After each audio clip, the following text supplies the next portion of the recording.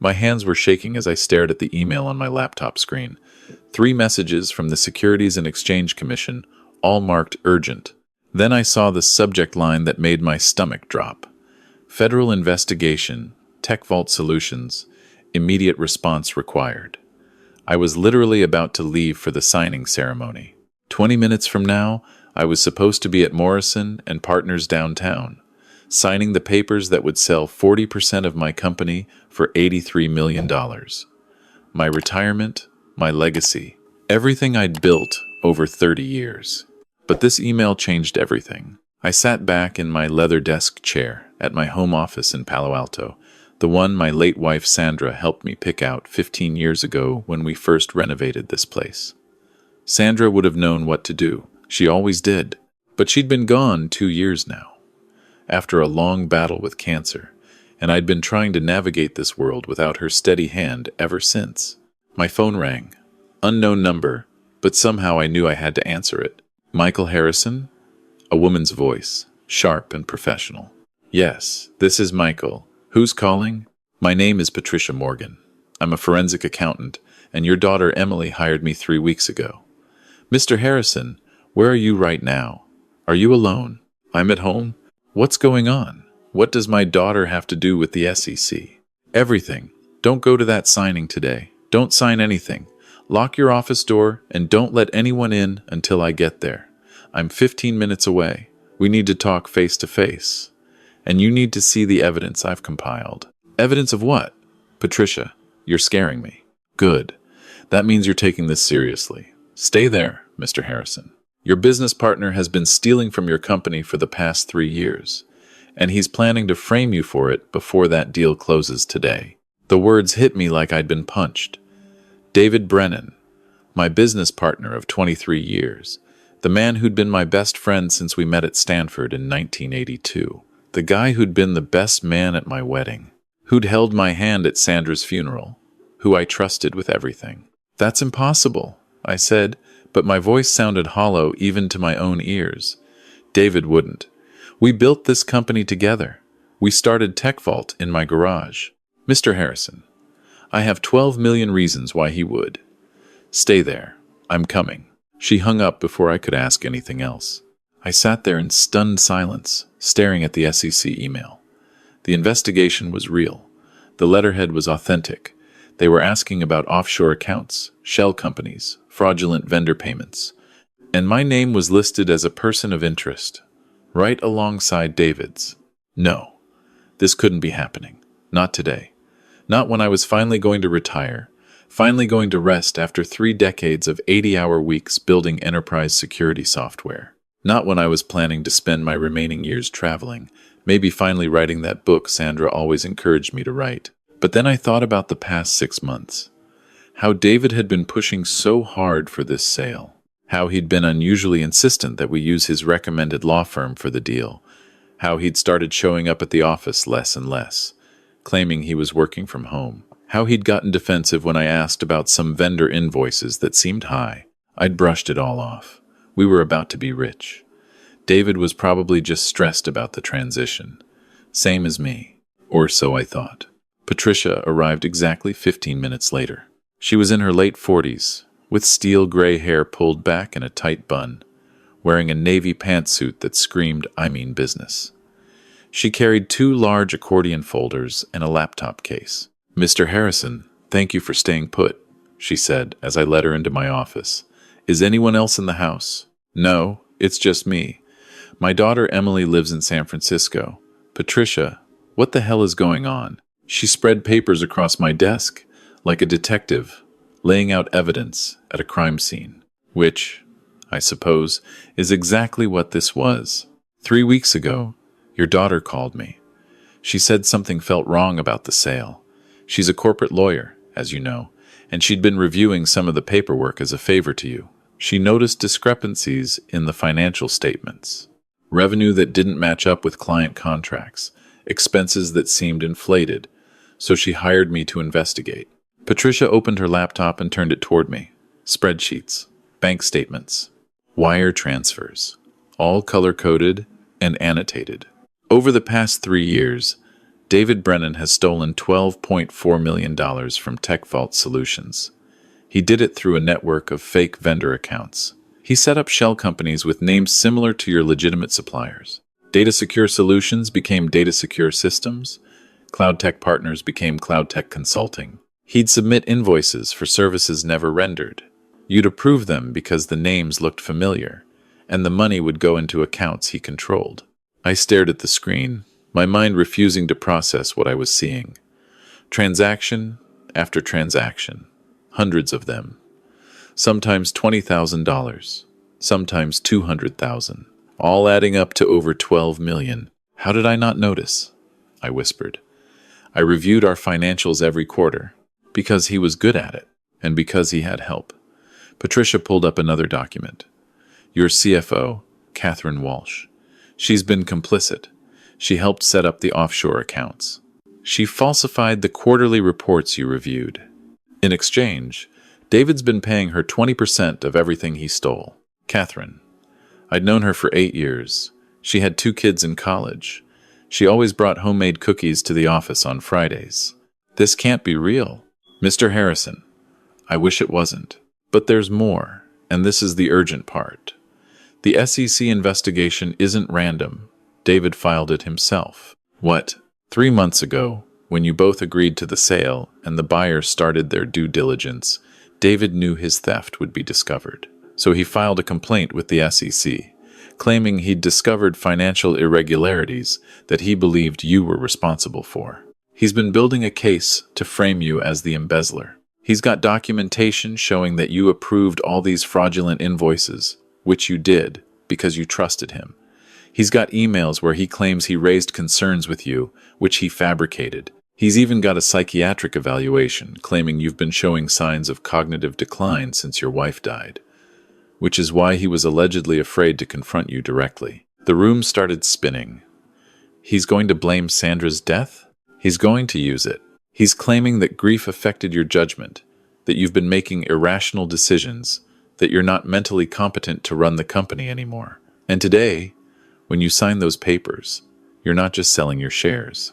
Buried in the contract, Clause 47, subsection D, there's language that transfers all liability for financial irregularities discovered in the previous 3 years to you personally. You sign that. And when the SEC charges someone, it'll be you, not him. I felt sick, actually, physically ill. This was the man I'd trusted for 23 years. We'd built something from nothing. We'd celebrated every milestone together.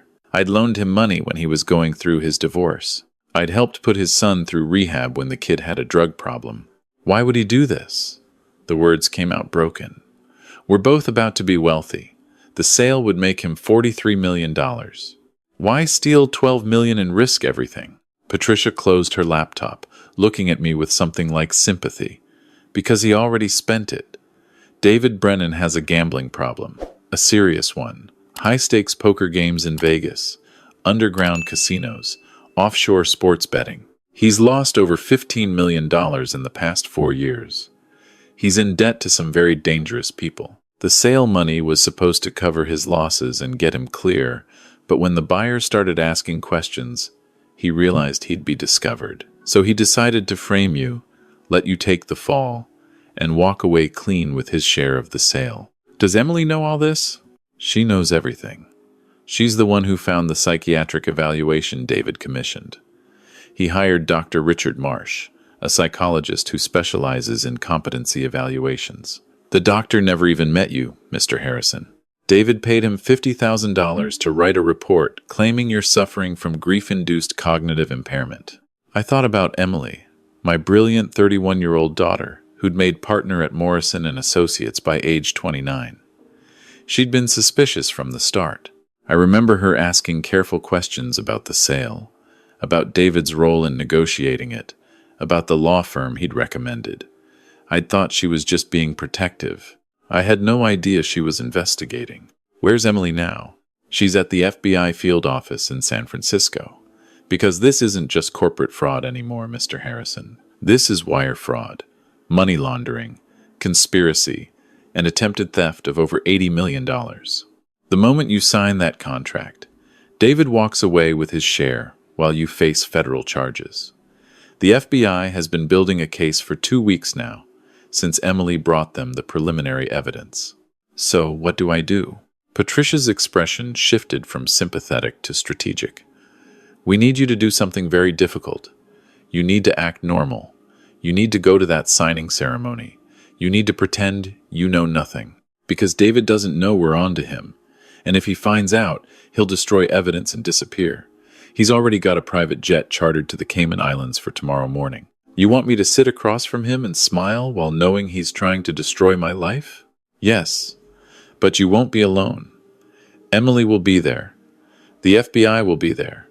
And you won't actually sign anything. Right before you would normally sign, Emily is going to walk in with federal agents and a warrant for David's arrest. But we need him confident, thinking he's won, so he doesn't run. I looked down at my hands. They were still shaking.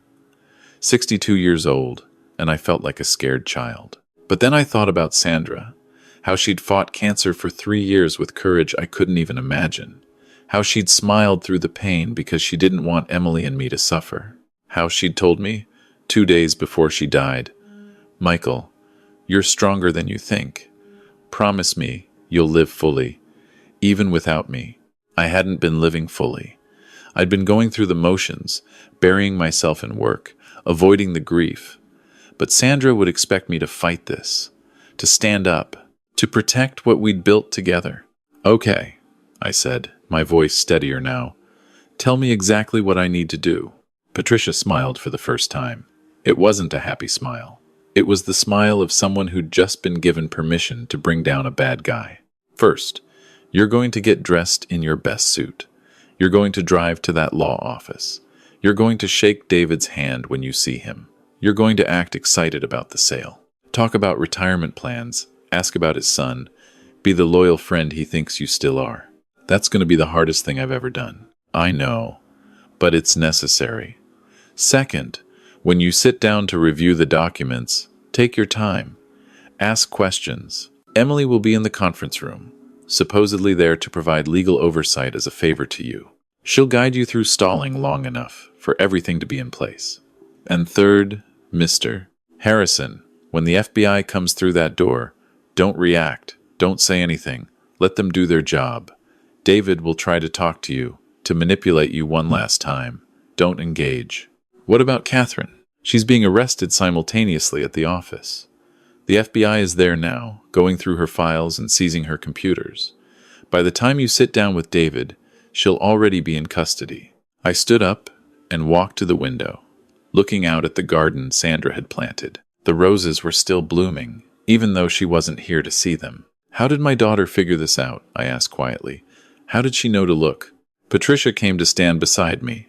She said something was off about David, that at your wife's funeral, he seemed distracted, that when he hugged you, it felt perfunctory, that he checked his phone during the eulogy. She said her mother always told her to trust her instincts about people, and her instincts were screaming that something was wrong. So when he started pushing so hard for this sale, she decided to dig. That sounded like Sandra. She'd always been able to read people. She'd actually warned me about David once, years ago, after he'd lost a bunch of money in Vegas. "Michael, watch him. Men who chase gambling debts make desperate choices." I'd brushed it off. He was my best friend. He'd never hurt me. I'd been so wrong. 2 hours later, I sat in the conference room at Morrison and Partners, watching David Brennan laugh at something the buyer's attorney had said. He looked relaxed, happy even. He was wearing an expensive new suit, probably bought with my stolen money. His salt and pepper hair was freshly cut. He looked like a man about to celebrate the biggest win of his life, which, from his perspective, he was. "Michael!" He clapped me on the shoulder as I walked in. "This is it, buddy. The big day. 23 years of work, and we're finally cashing out. How does it feel?" I forced a smile, though it felt like my face might crack. Surreal, honestly. I keep thinking Sandra should be here to see this. His expression shifted to something that might have been sympathy if I didn't know he was a monster. "She'd be so proud of you, Mike. You built something amazing. We both did. Like we were still partners. Like he hadn't been stealing from me while I was watching my wife die." Emily was already there, sitting at the end of the conference table with her laptop open, wearing her professional armor, a sharp charcoal suit and an expression of focused neutrality. She caught my eye briefly, and I saw the steel underneath. My daughter was protecting me, just like Sandra always did. "Mr. Harrison, Mr. Brennan," the lead attorney began, "we'll start by reviewing the final terms of the agreement. This should take approximately 90 minutes, and then we'll move to signatures. The funds will transfer within 24 hours of execution." David leaned over and whispered, 90 minutes from now, we're millionaires, Mike. What's the first thing you're going to do?" I looked at him, really looked at him, trying to see if there was any guilt, any remorse, any hint of the man I'd called my best friend for over 2 decades. But all I saw was greed and calculation.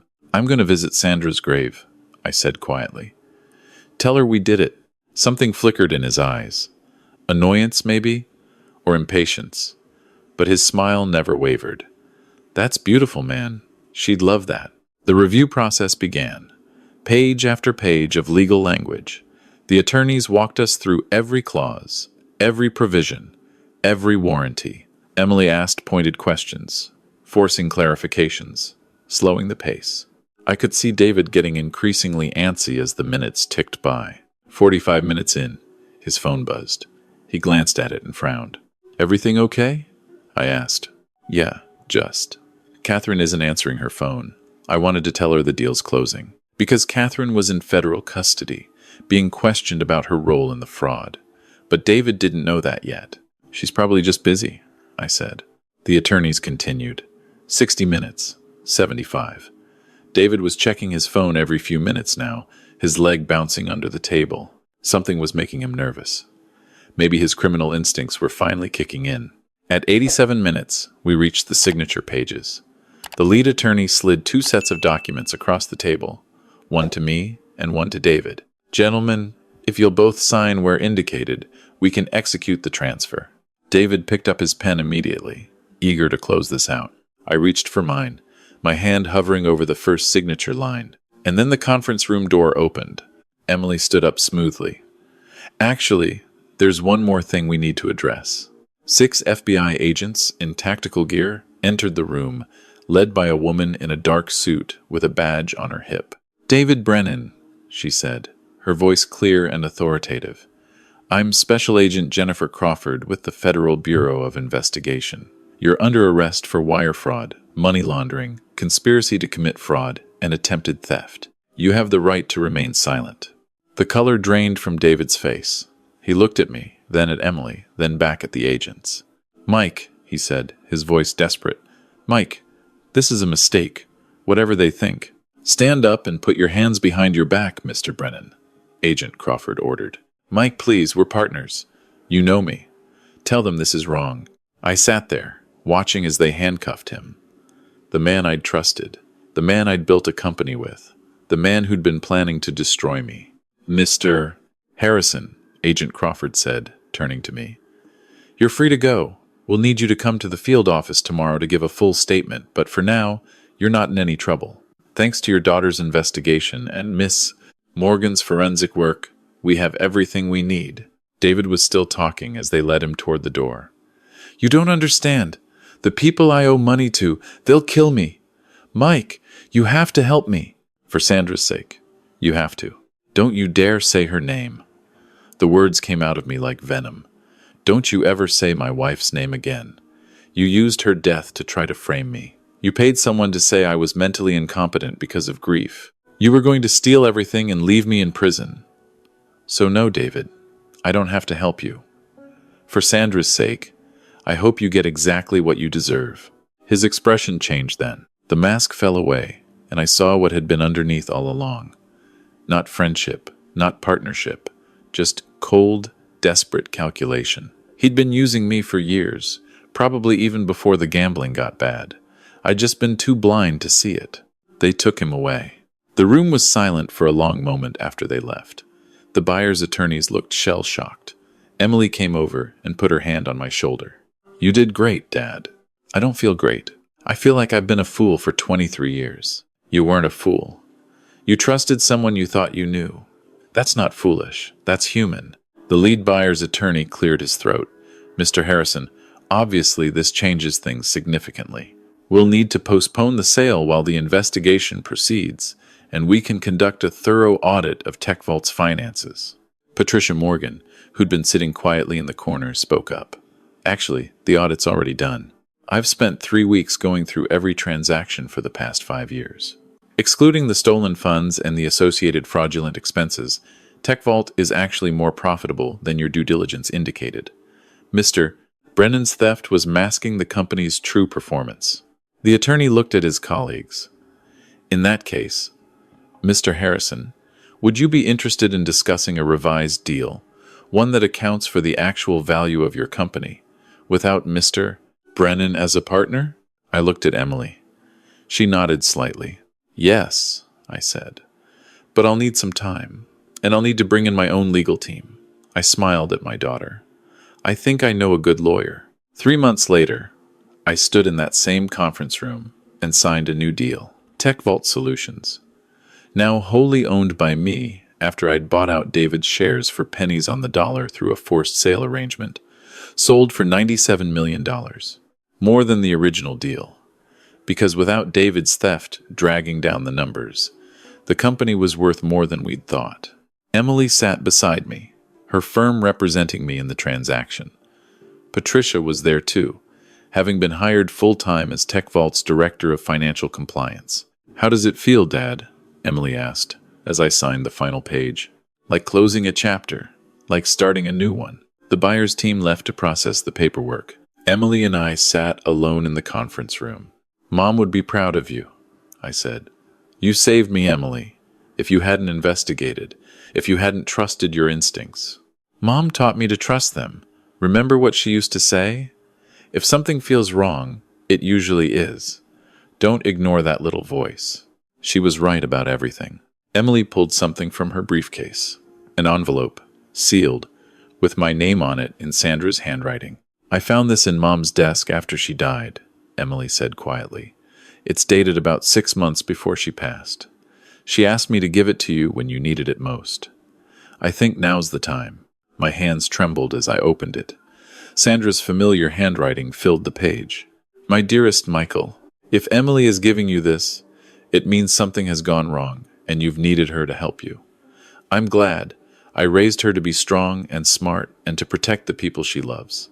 I want you to know something. I knew about David. Not the details, but I knew something was off with him. I could see it in how he looked at money, at success, at you. I never said anything because I didn't have proof, only instincts. I regret that. I should have warned you more clearly. But here's what I want you to remember. You are not naive for trusting someone. You are not foolish for believing in friendship. The world needs people like you, Michael. People who give others the benefit of the doubt. People who build instead of tear down. Don't let anyone steal that from you. You're going to be okay. You're stronger than you know. And you're not alone. Emily will take care of you, just like you took care of her, just like you took care of me. I love you. Live fully. Don't hide from the world because someone betrayed you. That would be letting them win twice. All my love, always. Sandra. I couldn't speak, couldn't see through the tears. Emily put her arms around me, and we sat there together. Two people who'd lost someone precious but found strength in each other. David Brennan was sentenced to 12 years in federal prison. Catherine Walsh got 4 years. The people David owed money to were never identified, but I suspect they were fictional, just another layer of manipulation to gain sympathy if he got caught. I used part of the sale money to set up the Sandra Harrison Foundation, providing scholarships for children who'd lost parents to cancer. Emily left her old firm and started her own practice, specializing in protecting business owners from fraud. Patricia became her first partner. A year after everything happened, Emily called me on a Sunday morning. Dad, I have news. I'm pregnant. Emily, that's wonderful. It's a girl. And Dad, if you agree, I want to name her Sandra. She should know who her grandmother was. Strong and wise and protective. Your mother would love that. There's something else. The baby's father is Mark. Remember him? From the FBI? Agent Crawford's partner? The one who helped with the investigation? Yeah. We've been dating since then.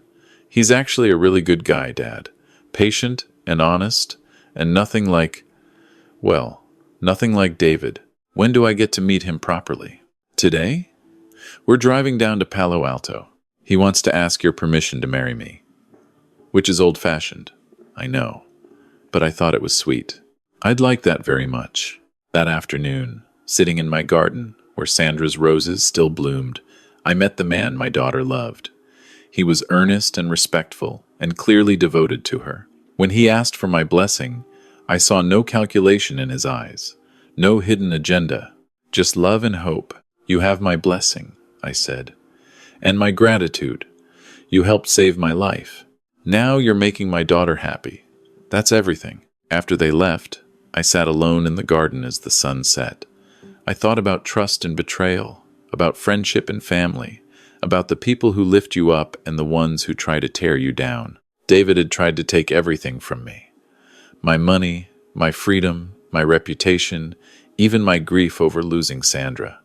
He'd wanted to leave me with nothing but shame and imprisonment. Instead, he'd given me something unexpected. He'd shown me what really mattered.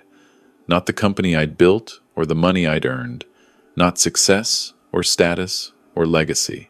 What mattered was sitting across from me right now. My daughter's laughter as she talked about baby names. The memory of my wife's strength. The kindness of people like Patricia and Mark who did what was right. The knowledge that I'd raised a child who'd risk everything to protect her father. I'm 63 now. I've learned more in the past year than in all the years before. I've learned that betrayal hurts, but surviving it makes you stronger. I've learned that the people who claim to be your friends aren't always the ones who stand by you. I've learned that family isn't always about blood. It's about who shows up when everything falls apart. Most importantly, I've learned that Sandra was right. Live fully. Don't hide from the world. Trust people, but verify. Give second chances, but not third ones. And when someone shows you who they really are, believe them. To anyone reading this who might be facing something similar, let me tell you, if someone you trust is acting strange, follow your instincts. If numbers don't add up, ask questions. If you feel like something's wrong, investigate. Don't assume the best about people who've stopped earning that assumption. Get a forensic accountant. Document everything. Protect yourself before you need protection. And remember that discovering a betrayal, however painful, is better than living blindly with it. David lost everything. His freedom, his reputation, his son's respect, his chance at redemption, all for money he gambled away anyway. I gained everything. I gained the knowledge that my daughter is extraordinary. I gained freedom from a partnership that was slowly destroying me. I gained the chance to build something new, something honest, something that honors Sandra's memory the right way. And next spring, when my granddaughter is born, I'll hold her in my arms and tell her about the grandmother she never got to meet, about strength and wisdom and love, about how her mother saved her grandfather from a terrible fate, about how family protects family, no matter the cost. That's worth more than $83 million. That's worth more than any deal I could ever sign. That's everything.